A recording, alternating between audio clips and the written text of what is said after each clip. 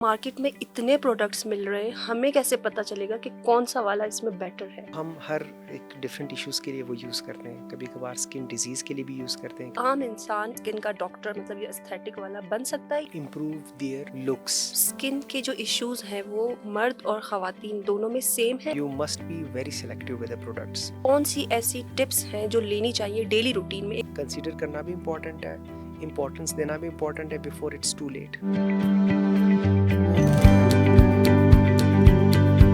अस्सलामुअलैकुम। मेहमान नजरबान के साथ आपकी मेज़बान में हूँ सैयदा नताशा। आज का हमारा पॉडकास्ट एक बहुत ख़ास और इंटरेस्टिंग टॉपिक पर है, स्किन केयर, जिसके लिए सब परेशान रहते हैं कि हम अपनी स्किन को मज़ीद खूबसूरत और अच्छा कैसे बनाएं। तो इसी हवाले से हमारे साथ मेहमान मौजूद हैं डॉक्टर असमत काकर, जिन्होंने अपनी ट्रीटमेंट से हज़ारों लोगों को सेल्फ कॉन्फिडेंस दिया है। तो आइए उनसे बात करते हैं। अस्सलाम वालेकुम। वालेकुम सलाम। कैसे हैं सर आप? बिल्कुल ठीक मैम, आप कैसी हैं? अल्हम्दुलिल्लाह। सर, सबसे पहले ये बताइए मुझे कि ये एस्थेटिक स्किन ट्रीटमेंट होता क्या है? वेल देखें, साइंस और ब्यूटी की इनोवेशन के साथ साथ अब इस पॉइंट पे साइंस आ चुकी है कि how to help the people improve their looks in different ways. आप यू कह लें फेस लुक्स डिफरेंट तरह से, आपके इन्वेजिव नॉन वेजिव लेज़र्स, इस तरह के प्रोसीजर से आपकी लुक को इम्प्रूव करना, इसको एस्थेटिक्स यानी ब्यूटी लुक, इससे मतलब ये वर्ड निकला है। और एस्थेटिक्स पूरी दुनिया में इस वक्त काफ़ी हाइप है, ट्रेंडिंग है। लोग अपनी लुक्स को, स्किन लुक्स को, अपने फेस लुक्स को इम्प्रूव कर रहे हैं और एंटी एजिंग ट्रीटमेंट्स एट्सेट्रा ले रहे हैं। How to improve their looks in a more better way other than जैसे होम ट्रीटमेंट्स या home remedies, home care, skin care की फ़िज़िकल सिंपल जो आपकी सिंपल केयर्स है उससे हट के आगे नेक्स्ट लेवल पे ट्रीटमेंट्स एट्सेट्रा। इस चीज़ को साइंस ने एक ख़ास फील्ड एस्थेटिक्स के नाम से इंट्रोड्यूस करवाया। सर, ये कोई भी आम इंसान इस स्किन का डॉक्टर मतलब ये एस्थेटिक वाला बन सकता है या इसके लिए कोई ख़ास डिग्री होनी चाहिए? Very good question, a very valid question I would say. कि देखें, सबसे पहले आप किसी भी इंसान को किसी भी ट्रीटमेंट को परस्यू करने से पहले आप जो मेडिकल की कोर डिग्री है आपकी, एमबीबीएस ग्रेजुएशन इम्पॉर्टेंट है। फिर उसी रिलेटेड फील्ड में आपकी स्पेशलाइजेशन, हर नेशन की, हर मुल्क की मुख्तलिफ तरह की वो होती है, स्पेशलाइजेशन होती है इसको लेकर। तो अगर मैं पाकिस्तान की बात करूं, FCPS is the highest given degree, जिसमें आपको proper 5 years in hospital, resident hospital training देकर इस चीज़ के काबिल बनाया जाता है। मुख्तलिफ़ डिपार्टमेंट्स में रोटेट करवा के आपको इस लायक बनाया जाता है कि आप किसी भी ह्यूमन को ट्रीट करें। और इसी तरह यूँ कह लें कि इसके अलावा और भी इस तरह की, अगर आप किसी और मुल्क की बात करें, से फॉर एग्ज़ाम्पल UK है, वहाँ पे FRCS एक फुली फ्लेज्ड ट्रेनिंग प्रोग्राम है जिसमें आपको इस चीज़ के काबिल बनाया जाता है कि आप किसी को ट्रीट करें। So no, without any qualification और highest degree in medical field, I think it is not possible. ये सिर्फ बलूचिस्तान में काम किया है या कहीं और भी मतलब आपने किया? जी बिल्कुल, मेरी स्पेशलाइजेशन MHC रावलपिंडी से हुई है। इस्लामाबाद में मैंने काम किया है, अब भी बल्कि कर रहा हूँ। तो बाहर ही जो बेसिक आपकी ग्रेजुएशन यानी मेडिकल ग्रेजुएशन MBBS के बाद मेरी स्पेशलाइजेशन बाहर से ही हुई है और वहीं पर ज़्यादातर मैंने काम किया। रिसेंटली मैं कोयटा। तो सर, बलूचिस्तान में लोगों को ज़्यादा कौन से मसाइल है स्किन के हवाले से? आपके पास ज़्यादातर कौन से पेशेंट्स आते हैं? अब इसमें दो तरह की चीज़ें, अगर मैं सिंपल स्किन के इश्यूज़ की बात करूँ तो अलग है, और अगर मैं कॉस्मेटिक्स एस्थेटिक्स की बात करूँ तो वो अलग है। अगर हम सिंपल स्किन की बात करें तो बलूचिस्तान चूँकि ड्राई एरिया है और बहुत हार्श वेदर है यहाँ पे, तो हमें एलर्जीज़ और इस तरह की चीज़ें काफ़ी मिलती हैं। और इसके अलावा इन्फेक्शंस भी, चूँकि हाइजीन का भी मसला रहता है। अगर मैं एस्थेटिक्स की बात करूँ तो जो चीज़ आम तौर पर हमने देखी है वो आप कह लें कि पिगमेंटेशन यानी मेलाज़्मा स्पॉट्स और रिंकल्स, एक्नी और एक्नी के fine scars, lines. Fine lines etcetera ना, ये बहुत ज़्यादा यहाँ पे। वो भी क्यों? हार्श वेदर, हार्श सन, जिसको हम कहते हैं हाई हाई यूवी इंडेक्स। आपके जो माउंटेनियस एरियाज़ हैं वहाँ पे आपका जो सन है वो वार्म प्लेन एरिया से ज़्यादा हार्श होता है। दो कि हमें गर्मी नहीं लगती, लेकिन वहाँ पे यूवी इंडेक्स इतना बुरा नहीं होता प्लेन एरियाज़ में जितना हमारे यहाँ पे क्वेटा होता में है। है। तो सर, इससे बचने के लिए हमें क्या करना चाहिए? Very good. और मैं आपके इस प्लेटफॉर्म के थ्रू सबको ये कहना चाह रहा हूँ कि शायद एक स्किन केयर है जिसको मैं कहता हूँ कि अगर कोई भी स्किन केयर ना करे और सन प्रोटेक्शन ले, वो चाहे सन ब्लॉक की शक्ल में हो या फिज़िकल हो, चाहे बाया की शक्ल में हो, अम्ब्रेला की शक्ल में हो, मास्क की शक्ल में हो, तो ये बेस्ट मैसेज होगा इस तरफ से। क्योंकि सबसे बड़ा एजिंग फैक्टर, सबसे बड़ा डैमेजिंग फैक्टर स्किन को लेकर, ज़ाहिर है मैं बोन या ऑर्थोपेडिक वालों से कोई कन्फ्लिक्ट नहीं चाहता हूँ, तो वो सन अवॉइडेंस होगी, सन प्रोटेक्शन होगी। तो सर, आजकल मार्केट में इतने प्रोडक्ट्स मिल रहे हैं, हमें कैसे पता चलेगा कि कौन सा वाला इसमें बेटर है? अगेन मैं कहूँगा कि आपके प्लेटफॉर्म से सबसे पहले मैं ये मैसेज देना चाहूँगा कि you must be very selective with the products. हमारे आजकल तो लोग सोशल मीडिया के थ्रू काफ़ी अवेयर हैं, लेकिन फिर भी एक बलूचिस्तान में मैंने चीज़ देखी जो इशू हम फेस कर रहे थे प्रीवियसली कुछ डेकेड्स पहले, वो अभी स्टिल एग्जिस्ट कर रहा है। मार्केट में formula creams, non quality products, जिसके लगाने से शायद उनको कुछ दिनों में रेडनेस और फ्रेशनेस मिलती है और उसके बाद लॉन्ग टर्म इश्यूज शुरू हो जाते हैं, जिसमें पिगमेंटेशन है, एक्नी है, हेयर ग्रोथ है, स्कार्स है, रेडनेस है। तो ये सारी चीज़ वो चीज़ें हैं जो ये low quality products, mix products और इनके यूज़ से हमें ख़ुद ही हम इस चीज़ को मतलब एक तरह से अपनी स्किन में इन्फिल्ट्रेट करवाते हैं। तो डॉक्टर साहब, स्किन के जो इश्यूज हैं वो मर्द और ख़वातीन दोनों में सेम है या डिफरेंट है? नहीं, ज़ाहिर है हर एज जेंडर में मुख्तलिफ वो होती है, दोनों में कॉमन चीज़ें हो सकती है, लेकिन हम बात करेंगे रेशो किस चीज़ की ज़्यादा है, किस इश्यूज़ की ज़्यादा है। तो दोनों में कॉमन इश्यूज़ हैं, लेकिन मुख्तलिफ़ तरह के। अगर मैं कहूँ अपनी फील्ड में, जैसे स्किन हेयर नेल के हिसाब से, मेल को अगर ज़्यादा कोई इशू दरपेश है तो वो हेयर लॉस है, और फीमेल को अगर कोई इशू दरपेश है तो वो पिगमेंटेशन मोस्ट। हमें इन चीज़ों से बचने के लिए कौन सी ऐसी टिप्स हैं जो लेनी चाहिए डेली रूटीन में? एक तो आपने बता दिया सन ब्लॉक, इसके अलावा कौन सी चीज़ें हैं जो हम कर सकते हैं? अगर मैं स्किन केयर के हवाले से बात करूँ, स्किन केयर तो एक प्रॉपर प्लान होता है, डिफरेंट स्किन इंडिविजुअल को डिफरेंट चीज़ें यूज़ करनी है। अब मैं बड़ी माजरत के साथ यहाँ बैठ के टोटके तो नहीं सजेस्ट करूँगा, ज़ाहिर है हर बंदे की डिफरेंट स्किन होती है और हर स्किन के लिए डिफरेंट प्रोडक्ट्स होते हैं। तो मैं चाहूँगा कि केयर में आप हाइड्रेशन सबसे इम्पॉर्टेंट फैक्टर है, मॉइस्चराइजेशन बहुत कॉमन फैक्टर है, कॉमन एक वो है जो हम ले सकते हैं यहाँ क्वेटा में बैठ के। क्वेटा और बलूचिस्तान में ना, ओवरऑल बलूचिस्तान में ना, हाइड्रेशन, मॉइस्चराइजेशन और सन प्रोटेक्शन एक बेसिक स्किन केयर में एडवाइस करूँगा। लेकिन अगर आप फिर भी कोई प्राइमरी इशू, कोई प्रॉपर मेडिकल इशू फील करें, कोई कंसर्न है आपका स्किन, किसी भी बंदे का स्किन को लेकर, तो better to pursue a dermatologist. तो वो काफ़ी मतलब आपकी वो स्किन के हवाले से, स्किन की रिक्वायर्ड नीड के हवाले से आपको ज़्यादा गाइड कर सकते हैं। आजकल जो ट्रेंडिंग में चल रही हैं स्किन ट्रीटमेंट्स, जैसे आईवी ड्रिप्स हैं और पीआरपी है, इस टाइप की जो चीज़ें हैं, ये असल में फ़ायदेमंद है या इनके कोई नुकसानात भी हैं? Very good question. मैं कहूँगा कि पीआरपी को अगर हम लें तो पीआरपी, स्टेम सेल्स, ये वो चीज़ें हैं जो आपके ब्लड से ही हम एक्सट्रैक्ट करते हैं। किसी भी हम क्लाइंट के, पेशेंट के ब्लड से हम एक्सट्रैक्ट करते हैं, तो वो मोस्टली सेफ़ और बहुत अच्छी भी होती है।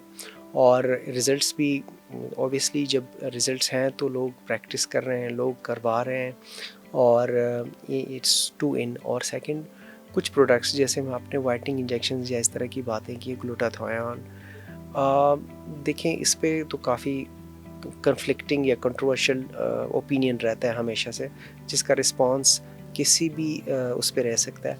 अलबत्ता ये कि साइड इफ़ेक्ट तो नहीं कह सकते, लेकिन हम इन ड्रिप्स या इन इंजेक्शंस को रन करते हुए मॉनिटरिंग ज़रूर करते हैं कि आप के जो कुछ सिंपल ब्लड टेस्ट करवाते हैं कि आया कोई इशू तो नहीं हो रहा, और अगर होता है तो हम वो टाइमली रोक भी देते हैं। कोई इसमें ऐसा नहीं है, means the thing is still well in control. जैसे लेज़र है, फिलर्स हैं, बोटॉक्स है, इस हवाले से बहुत मुआशरे में गलतफहमियां फैली हुई हैं कि ये कराने से आपको बहुत नुकसान हो सकता है, तो ये सच है या नहीं?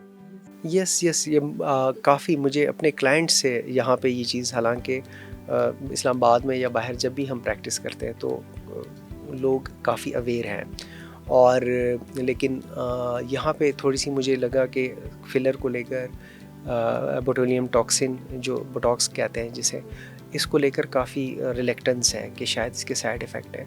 वेल, नॉट एट ऑल, इस तरह के कोई साइड इफ़ेक्ट इनके पर्सनली होते हैं। एलर्जिक रिएक्शन तो आपको कॉमन पैरास्टामोल ड्रग से भी हो सकते हैं, लेकिन कॉमनली यूज्ड है और through out the world use procedures हैं। और फिर लेज़र्स को लेकर कुछ लोगों की मिथ्स होती है कि शायद ये कैंसरस हों और इस तरह के। नहीं, हमारे पास तरह तरह के लेज़र्स होते हैं, सारे स्किन के ऊपर एक्ट करते हैं, लेकिन इतने प्रिसाइज होते हैं कि हर एक का इसी स्किन के ऊपर 2 to 3 मिलीमीटर की डेप्थ के ऊपर ना डिफरेंट फंक्शन है। They are so precise in targeting the targeted part, the targeted tissue. करवाने के लिए हमें कोई ख़ास एज की ज़रूरत है कि मतलब इस एज के बाद आप करवा सकते हैं या किसी भी एज में करवा सकते हैं? कोई इस तरह की स्ट्रिक्ट वो नहीं है कि आप नहीं करवा सकते किसी भी एज में। अलबत्ता बिलो 18 हम कुछ प्रोसीजर्स हम अवॉइड करते हैं, लेकिन बहुत सारे ट्रीटमेंट्स अब बिलो 18 भी हम इसलिए कर रहे हैं क्योंकि it has a psychological effect on the personality of a person. So ये सारी चीज़ें हम परसू करते हैं, और there is no restriction for any age, gender और एनी एरिया। और आजकल हमारी ख़वातीन हैं, उनको गोरा बनने का बहुत क्रेज़ है, तो उसके लिए वो ब्लीच अप्लाई करती हैं, उसके क्या नुकसानात हैं? यस अगेन, मैं काफ़ी इस चीज़ के ऊपर I am really vocal about against this thing कि देखें, अव्वल तो मेरे ख्याल से it is too good to be natural, it is too good to own your own skin type, ठीक है। एंड उसमें कॉन्फिडेंस भी है, उसमें रियली उसमें ऐसी कोई मतलब चीज़ नहीं है कैसे हम, और ना ही मैं या आपके तवसत से ये कहना चाह रहा हूँ, काफ़ी मिथ्स है कि हमें कोट किया जाता है कि वो फ़लाने मीडिया पर्सन ने, फ़लाने एक्टर ने, देखें वो लगाया तो अब वो बड़ा गोरा हो गया। अव्वल तो मैं कहूँगा कि हमारी फील्ड है, अरसा हो गया काम करते हुए, अब बहुत कम ऐसे हैं कि थोड़ा सा टोन में फ़र्क, फ्रेशनेस में आ जाता है इन सब ट्रीटमेंट से, लेकिन यकसर कलर का चेंज होना ये बिल्कुल पॉसिबल ही नहीं है। और अगर वो कोट करते हैं तो वो शायद और भी रिसोर्सेज हैं यूज़ करने के लिए, मेकअप एट्सेट्रा एट्सेट्रा, फ़िल्टर्स हैं उनके कैमरास में फ़िल्टर्स और हैं चीज़ें। कैमरास के, तो वो सारी चीज़ें हैं आपके उस पे बोर्ड पे कि आप उनको यूज़ कर सकें। अलबत्ता हमारी ट्रीटमेंट्स क्या होती है, या जो आपकी फॉर एग्ज़ाम्पल सन एक्सपोजर की वजह से ना फेस और बॉडी के कलर में थोड़ा सा डिफरेंस आ गया, कॉम्प्लेक्शन में डिफरेंस आ गया, इस केस में हम कोशिश करते हैं कि उसको आपकी बॉडी से प्रोसीजर्स के थ्रू मैच किया जाए। कुछ पार्लर्स, कुछ नॉन डर्मेटोलॉजिकल क्लिनिक्स हैं कि जिसमें आपको ऐसे प्रोसीजर्स रिकमेंड करते हैं, या घर में ख़ुद ख़वातीन शायद रंग गोरा करने के लिए, ब्राइटनेस के लिए ब्लीचिंग एजेंट्स और ऐसी चीज़ें यूज़ कर रहे हैं। शायद इन्वायरमेंटल साइंसेस में पिछली गवर्नमेंट में हमने बड़ी कोशिश की कि ऐसे कुछ प्रोडक्ट्स मार्केट में बैन हो तो ज़्यादा बेहतर है। उससे क्या है, क्योंकि वो ना कि सिर्फ स्किन के लिए हैज़र्डस होते हैं, बल्कि पूरी बॉडी, पूरी हेल्थ के लिए हैज़र्डस होते हैं। ख़वातीन वर्किंग वुमेन्स होती हैं, तो उनको डेली अपने फेस पे मेकअप अप्लाई करना पड़ता है, उसके क्या नुकसानात हैं? Well, again a very relevant question to our society. उसमें ये कि देखें, मेकअप तो आमतौर पर इम्पॉर्टेंट भी है, और लेकिन इसमें दो चीज़ें हैं। अगर आपका कोई स्किन इशू हो किसी भी क्लाइंट का, जैसे एक्नी वगैरह, उसमें हम थोड़े दिन के लिए, कुछ अरसे के लिए ट्रीटमेंट परसू करते हुए अवॉइड करवाने की कोशिश करते हैं। और या फिर कोई बहुत स्पेसिफिक है मेकअप्स जिसमें हम मेडिसिन्स होती हैं उस इशू को एड्रेस करने के लिए, वो एड्रेस करते हैं, स्पेसिफिक नॉमिनेट करते हैं। और इससे हटकर जनरली हम ये एडवाइस करते हैं कि आप जो भी प्रोडक्ट लें बेशक यूज़ करें, कोई उसमें वो नहीं है, लेकिन वो क्वालिटी हो, वो ब्रांडेड हो, वो कोई ऐसी चीज़ हो कि जिसको कोई कंपनी ओन कर रही हो। और सर आजकल लोग अपने घरों में टोटके भी बहुत यूज़ करते हैं, जो नेचुरल चीज़ें होती हैं जैसे मुंह पे बेसन लगाना वगैरह, तो ये मौसर है या नहीं है, इनका कोई फ़ायदा है? वेल, इन जनरल यूज़ आप यूज़ कर सकते हैं, लेकिन याद रखें कि तमाम मेडिसिन्स किसी प्लांट या एनिमल प्रोडक्ट से ही बने होते हैं, लेकिन उनकी डोज स्पेसिफिक होती है, उनकी जो स्पेसिफिक उसकी इंग्रेडिएंट्स हैं वो पता होते हैं। तो हम ना वो हर स्किन के हिसाब से डिफरेंट प्रोडक्ट और डिफरेंट डोज एडवाइस करते हैं। लेकिन आपके घरेलू टोटकों में ये चीज़ मैंने देखी है कि एक ही टोटका हर स्किन टाइप के लोग इस्तेमाल कर रहे हैं, और उसका ये भी नहीं पता है कि क्या स्ट्रेंथ क्या है, ये है भी नहीं, या और क्या स्ट्रेंथ है उसकी। ठीक है, तो इस तरह से मैं कहूँगा कि बेहतर है कि आप ऐसी कोई प्रोडक्ट यूज़ करें जिसके ऊपर लेबल्ड इंग्रेडिएंट्स हो और उनकी डोज भी मुतय्यन हो। लोगों को ये देखना चाहिए कि आपकी स्किन किस चीज़ से एलर्जिक तो नहीं है, पहले आप टेस्ट कर लें छोटा सा, उसके बाद आप यूज़ करें, या फिर आप Yes. बेटर है कि अपने डॉक्टर से मशवरा कर लें। यस सर आपकी स्किन माशाल्लाह बहुत अच्छी है, तो आप बताएं आप क्या करते हैं अपनी डेली रूटीन में, ऐसा कौन सी एक चीज़ है जो आप लाजमी करते हैं? मैं यहाँ आ रहा था तो मैं अगर किसी चीज़ के बारे में कंसर्न था, या आप हमेशा से हूँ, या जब मैं शायद इस फील्ड में नहीं आया था तब भी था, वो sun protection, which is really important. मैं ख़ुद को एग्जांपल या कोट करके ही ये कहूँगा कि सन प्रोटेक्शन सबसे इम्पॉर्टेंट चीज़ है। बाकी इसके बरक्स मैं कहूँगा कि हाइड्रेशन और सबसे इम्पॉर्टेंट स्ट्रेस अवॉइडेंस भी एक अच्छी है। चाहे वो आप स्ट्रेस अवॉइडेंस के आपके पास काफ़ी ज़बरदस्त और भी वो है, आप किसी पॉजिटिव एक्टिविटी में इंगेज रहें जिसमें हेल्दी स्पोर्ट्स या हेल्दी इवन आपकी कोई सिंपल सी वॉक हो गई, तो वो भी काफ़ी हेल्पफुल साबित है। आप लोग की ट्रीटमेंट्स में हाइड्रा फेशियल भी इंक्लूडेड है?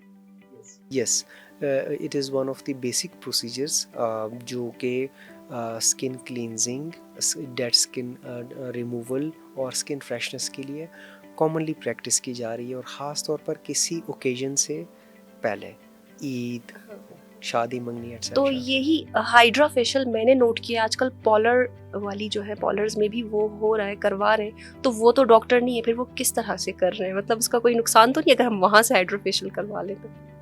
अव्वल तो मैं ये कहना चाहूँगा तमाम इन व्यूवर्स को, आपके व्यूवर्स को, कि किसी भी मेडिकल प्रैक्टिस के लिए ना उसकी क्वालिफ़िकेशन इम्पॉर्टेंट है। हमारे यहाँ एक हेल्थ रेगुलेटरी अथॉरिटी है इस्लामाबाद में, अभी पाकिस्तान में भी माशाल्लाह है और काफ़ी फंक्शनल है। अव्वल तो उनको इन चीज़ों के ऊपर नज़रसानी करनी चाहिए, किसी भी प्रोसीजर को स्ट्रिक्टली फ़िल्टर किया जाए। फिर इसमें ये कि देखें, आपको एज ए फील्ड अब हम स्किन को टिश्यू से पढ़ते हैं, बिल्कुल। और फिर उसके अकॉर्डिंगली, हर स्किन के अकॉर्डिंगली हम डिफरेंटली एक हाइड्रा फेशियल 3 डिफरेंट क्लाइंट्स में 3 डिफरेंट तरीके से हम एडवाइस करते हैं। उसके प्रोडक्ट्स हम स्विच ऑन करते हैं, स्विच ऑफ करते हैं, मैनिपुलेट करते हैं चीज़ों को। मैं नहीं समझता कि किसी पॉलर में शायद किसी ख़ास स्किन को के लिए शायद इतनी अवेयरनेस हो।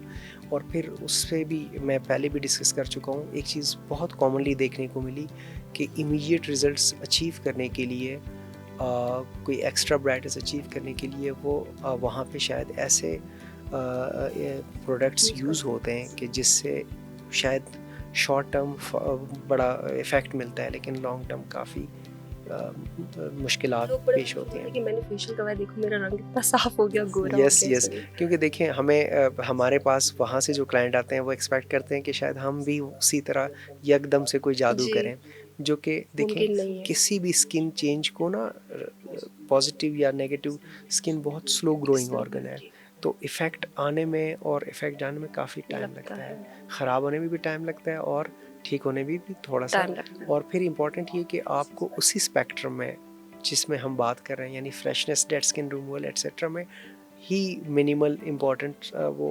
रिज़ल्ट हम देते हैं। लेकिन अगर आप एक्सपेक्ट करें कि यकसर मुख्तलिफ चेहरा हो, तो वो पॉसिबल नहीं है विदाउट एनी ब्लैक। और सर आजकल ना, जैसे कि आपने बोला, बलूचिस्तान का मौसम बहुत हार्श है, इसकी वजह से यहाँ के लोगों में ना वक्त से पहले ही एजिंग के जो फैक्टर्स हैं वो नज़र आने लग जाते हैं, तो इसके लिए आप लोग कौन सा ट्रीटमेंट सजेस्ट करते हैं? A very good question. Anti ageing treatments में मैंने कोई एक सीरीज़ पूरी अपनी उस पर मेंशन की, जिसमें देखें एजिंग के डिफरेंट वो हैं आपके स्पॉट्स, स्किन के ऊपर पिगमेंट स्पॉट्स नज़र आना भी एजिंग की वजह से, क्योंकि सन डे वन से ना पायलअप होता जी, रहता है। और आपके रिंकल्स हो गए, आपकी स्किन की सैगिंग हो गई, ये मुख्तलिफ तरह के साइंस हैं एजिंग के। तो अब हेयर लॉस या फिर इस तरह की तो ये तमाम ट्रीटमेंट्स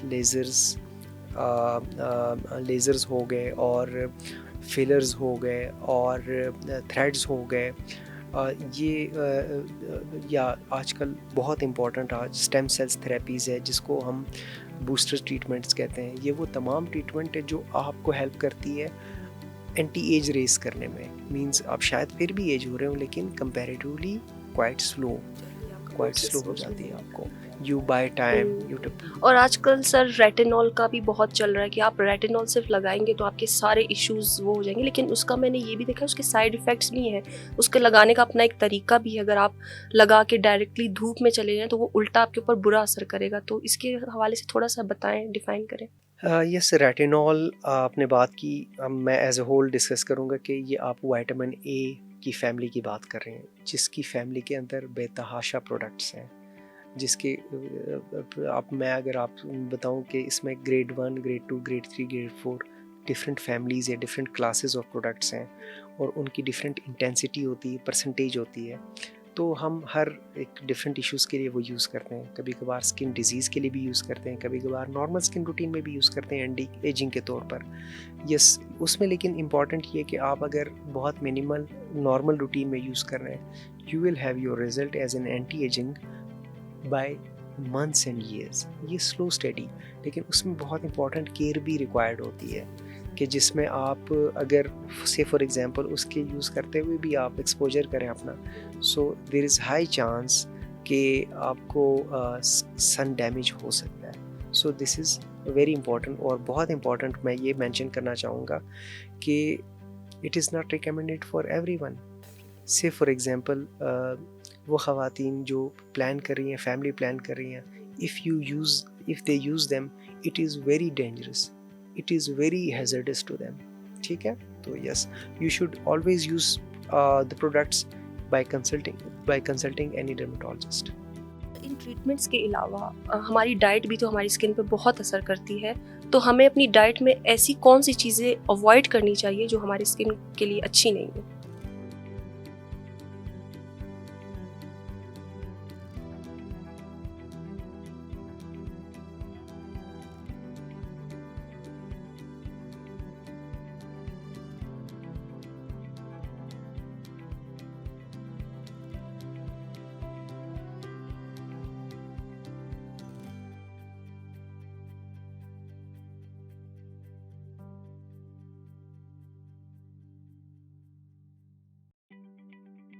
प्रोटीन का ज़्यादा इस्तेमाल करना चाहिए, फ्रेशनेस जैसे वेजिटेबल्स, फ्रूट्स वगैरह।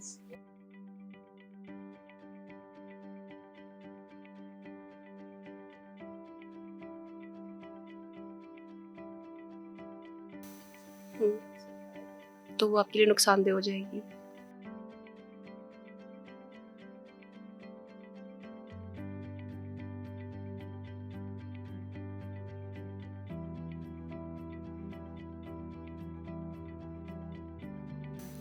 और सर नींद पूरी होना भी ज़रूरी है आई थिंक, लेकिन आजकल हमारे बच्चे आपको पता है मोबाइलों में लगे रहते हैं सारी रात, और उसके बाद फिर सुबह उठ के यूनिवर्सिटी, स्कूल, कॉलेज, ऑफिस जहाँ भी जाना, तो इससे भी स्किन पे कोई असर पड़ता है? ये सारी चीज़ें मैं खुद करती हूँ इसलिए आपसे पूछ रही हूँ।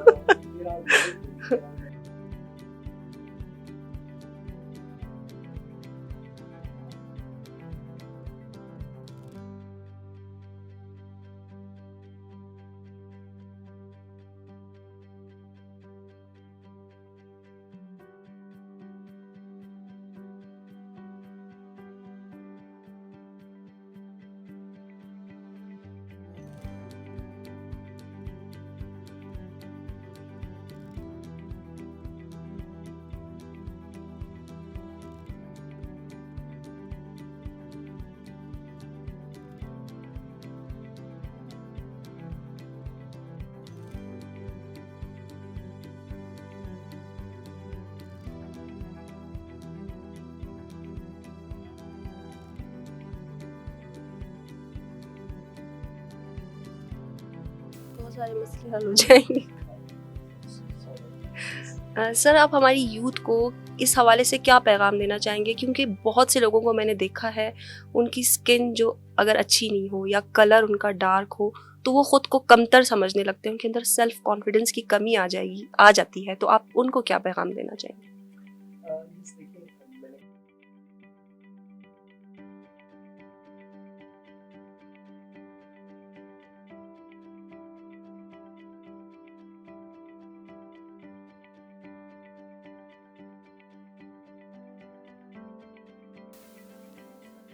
बिल्कुल ऐसा ही है।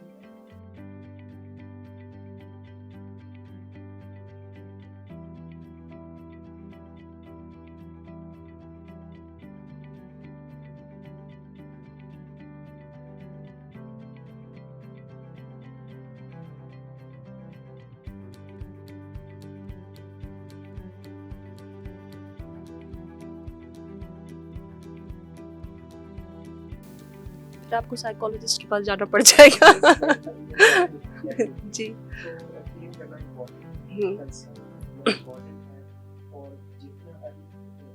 बिल्कुल। Thank you sir. तो ये थे हमारे डॉक्टर साहब जिन्होंने हमें स्किन से रिलेटेड इश्यूज़ के बारे में ब्रीफली डिफाइन किया कि हमें क्या करना चाहिए और क्या नहीं करना चाहिए। तो इसी हवाले से मैं आपसे कहूँगी कि खूबसूरती सिर्फ ज़ाहिरी नहीं होती, आपके अंदर की खुद एतमादी भी एक खूबसूरती है। आप स्किन केयर कीजिए, आप हेल्दी खाएं पिएं, लेकिन प्लीज़ अपना जो सेल्फ कॉन्फिडेंस है उसको लूज़ ना करें। तो फिर मिलते हैं अपने नेक्स्ट पॉडकास्ट में एक नए मेहमान के साथ, एक नए टॉपिक के साथ। तब तक आप मुस्कुराइए, खुश रहिए। अल्लाह हाफ़िज़।